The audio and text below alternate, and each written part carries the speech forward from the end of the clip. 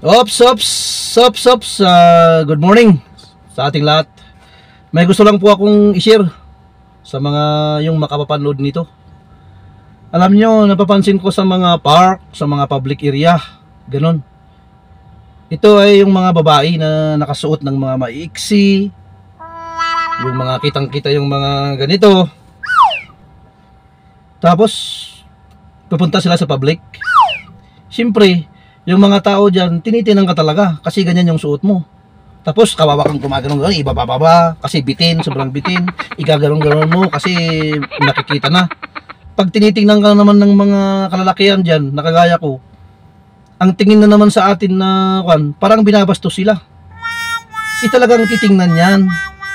Kasi ganyan nga yung suot mo. Sino ba ang may kasalanan dyan? Titingnan ka talaga, lalo na pag nasa public ka. Ba't kasi kayo magsuot ng ganyan? Tapos yung tingin nyo sa amin, kami pa yung manyakis. Kami pa yung may kasalanan. Kami pa yung parang nambubuso sa inyo. Naku po. Kung sino man ang totoong sisihin dito, yung mga babaeng nagsuot ng ganito. Na ako nang gumagulong sila, nahihirapan sila. Bababa na ganito.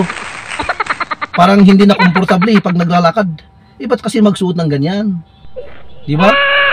Kaya lagi kong iniisip, bakit kaya ganun?